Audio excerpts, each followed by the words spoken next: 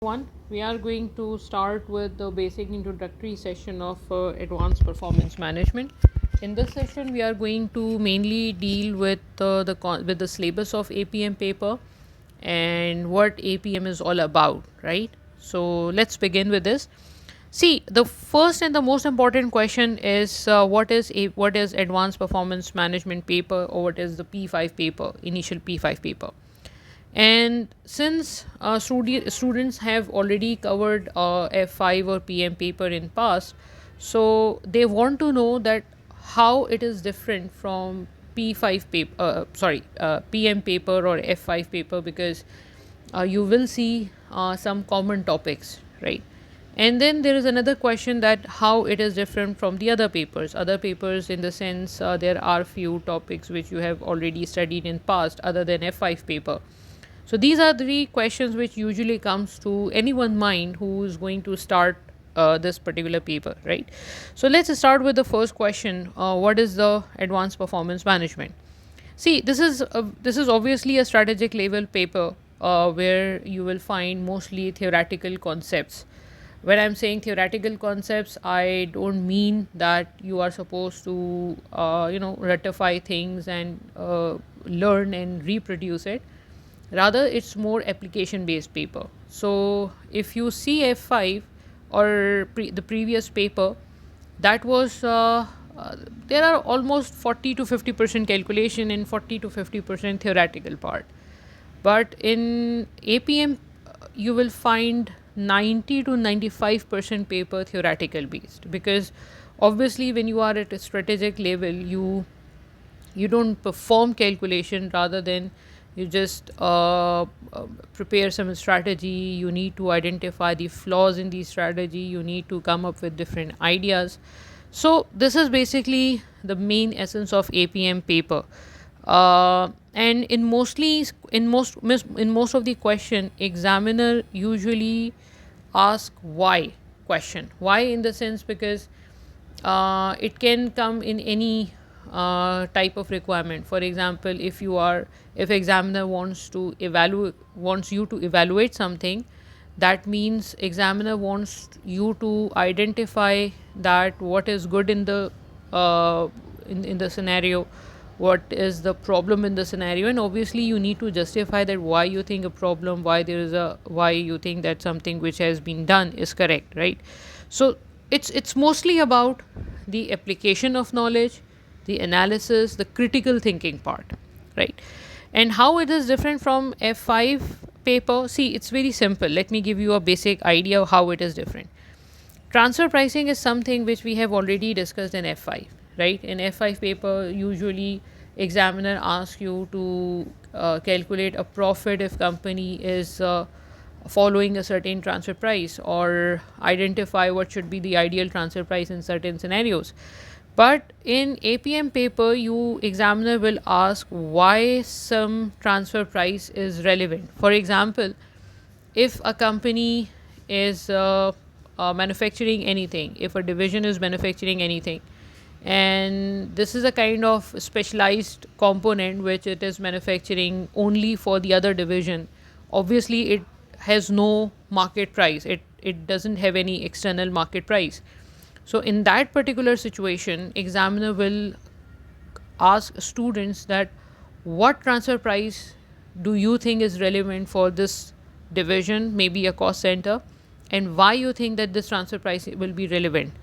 Obviously you have to justify your answer.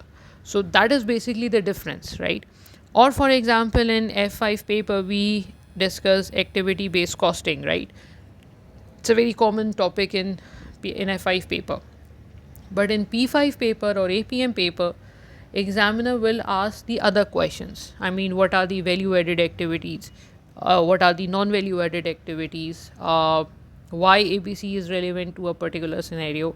Why ABC should not be used in a particular scenario? How ABC will help any company in maybe target costing, maybe quality management. So the way of asking question in APM paper is very broad as compared with F5 paper. So that is basically a difference in APM paper as compared with your P5 paper, right? How it is different from other papers? See, it's again the about the asking, the way of asking questions.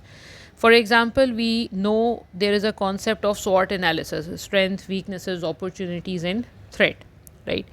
And this is something which we have already discussed in past in I think in 2 to 3 papers. But now, how ACCA examiner will examine? See, uh, there are chances that examiner will ask you to develop a key performance indicator for for some SWOT analysis. So for opportunities and threat, you are supposed to develop some KPIs, KPI for opportunities and threats, right? And weaknesses also. So this is basically the difference between APM and the other paper. Or for example, there can be something, for example, let's suppose there is a stakeholder mapping, right? We have already discussed the stakeholder mapping in past. Now, how this can be connected with the mission statement?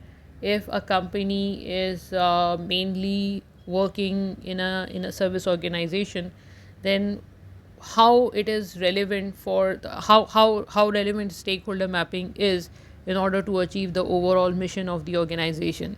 So the way of asking question is very different in APM, right? We will do few questions in future where we will apply the same concepts which we have already studied in past in APM paper, how you need to attempt the same concept in APM paper, right? So there are few topics in the syllabus of APM.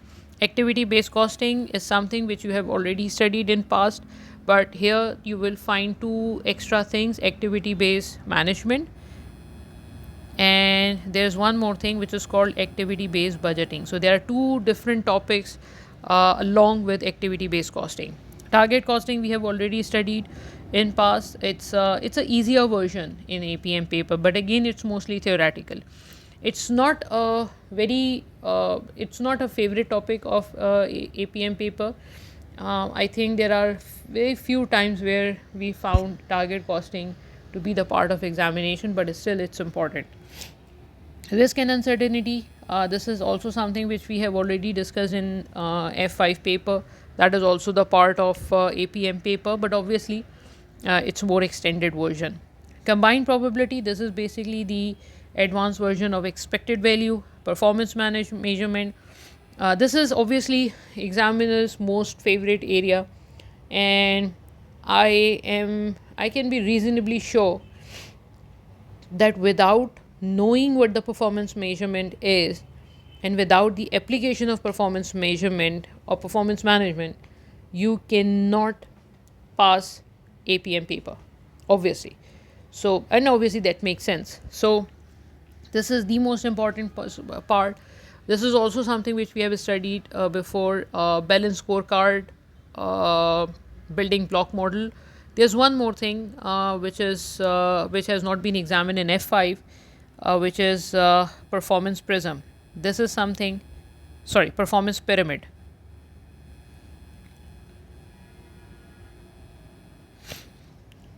Performance pyramid is something which we have not studied in past, right? So that is also included here. Performance pyramid is also a concept, but used in performance measurement, but not a typical performance measurement, not for non-financial performance measurement theory. Quality is something which we haven't discussed in PM paper lot. I mean, you guys may have an idea about TQM, but here you will find TQM in a very different manner. The way of asking question will be very different. Responsibility center is the same as we have discussed. There's one more extension, which is the concept of economic value added. This is basically the advanced version of residual income, right? There are few entries, few corrections, or not corrections is not a good word. There are few adjustments which we need to pass if we want to analyze performance in a better way. So that is basically what the EVA concept is, right? Transfer pricing is approximately same, not much difference, but the only difference is You may find some text related issues here, and you may find some theoretical concepts here, because theory is way is too much in APM paper. Obviously, logics, reasoning, justification of everything. Performance measurement in not-for-profit making organization. This is I believe that whatever has been examined in F5 uh, is not. I mean, the way they have examined in F5 is actually not the true potential of not-for-profit making organization type questions. In APM, it's more extended. There's more extension of the same concept, so it's in more extensive format. Toyota production system. This is something which is actually related with quality and cost minimization. Information technology system. This is a new concept, not exactly new. That has been included in F5 also, but now it is. You will find a merged version of information system with the other topics.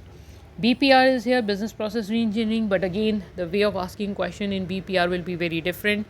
Pricing, not very famous. Budgeting is something which examiner not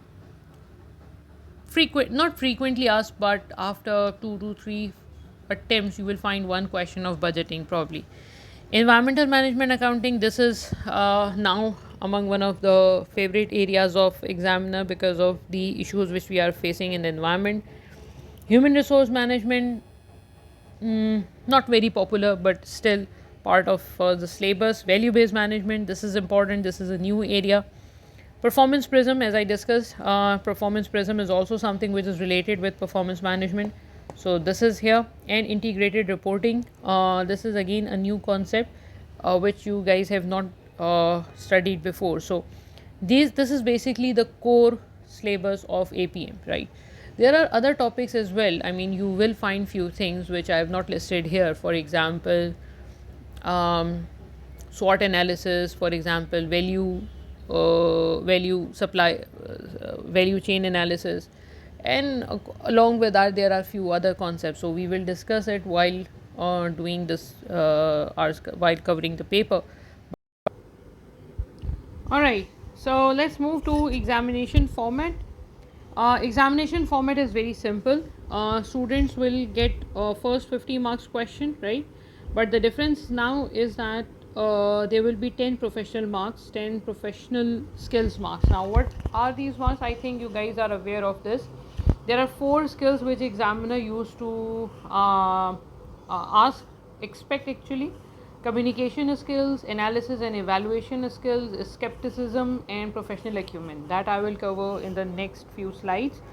So what the important point is, see, almost in section A, 10 out of 50, which means 20% of your question, and in section B, students will get 225 marks question, and in those 25 marks questions, 5 marks are for professional, 5 marks related to professional marks, and the remaining 20 marks are technical marks. So overall APM paper, 20% of APM paper is actually connected with the professionalism part. Now, why that is important? See, initially when initial papers of ACCA never had these professional marks. There are always 100 marks question paper, right? And then after the introduction of new system, examiner said, okay, fine, since we are not getting proper answers, so let's allow students to gain 4 extra marks, right? But still students didn't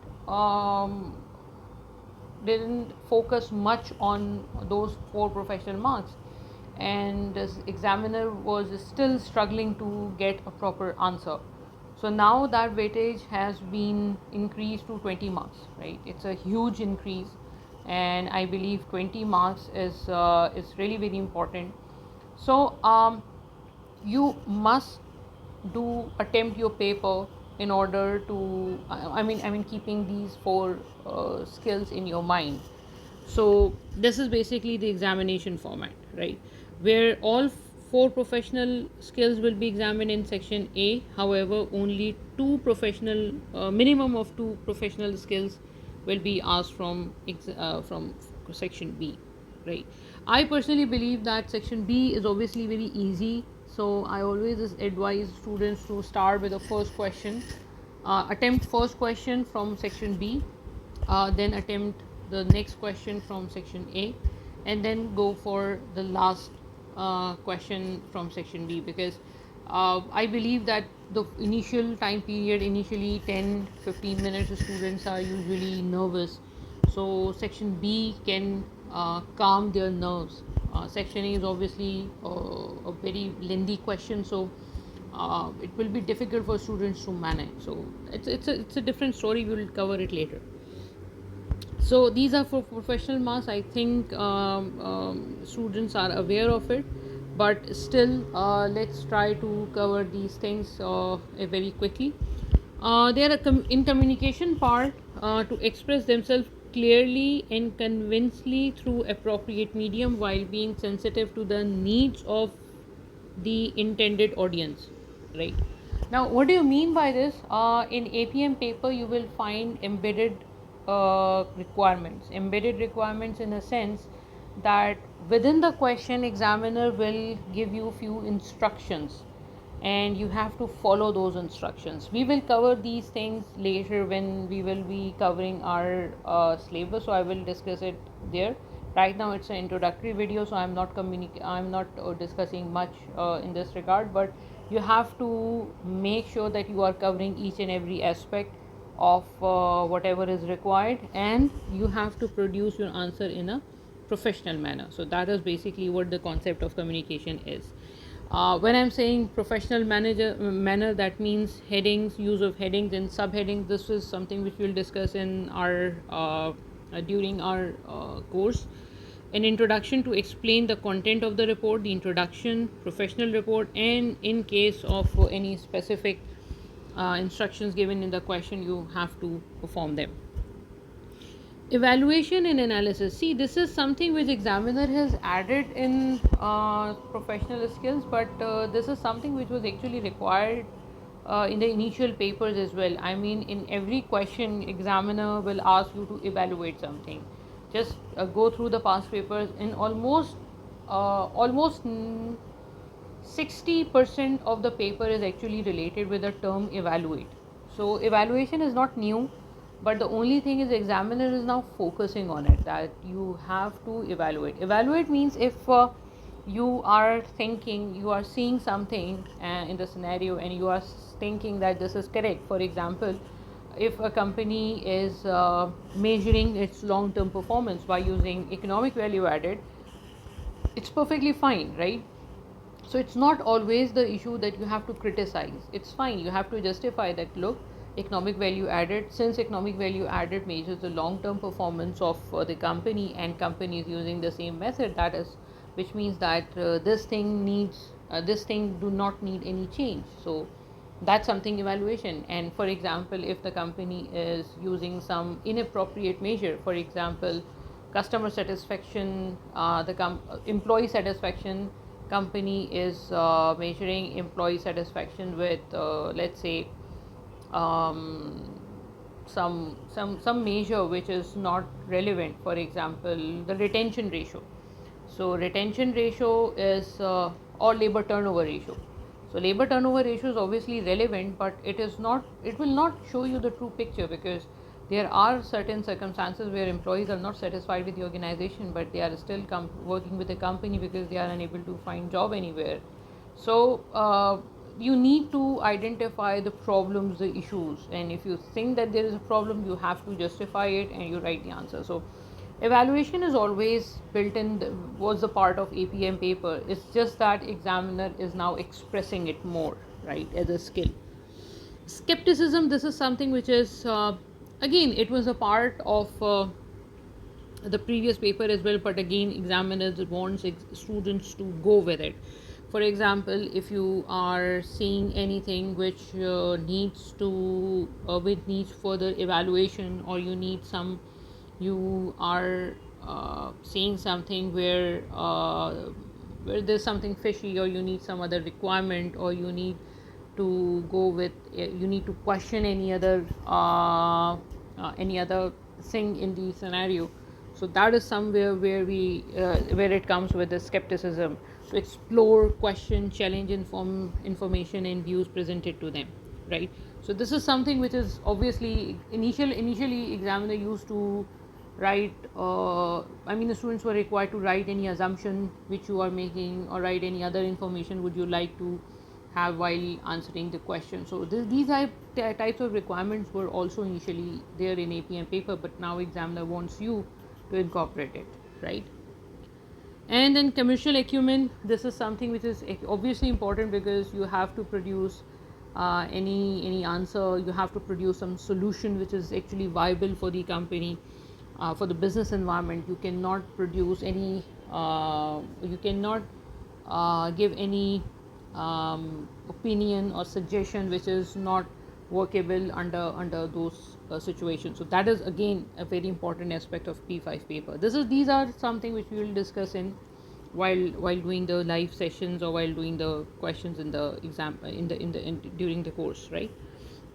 Now, common issues which APM paper with the problem which students do is, see, APM paper, if you see APM paper, you will you will say, okay, fine, this is not a big deal. This is the questions are very simple, but still the passing ratio is almost same as of any other paper. The only problem is there are few mistakes which students are continuously making, continuously repeating actually.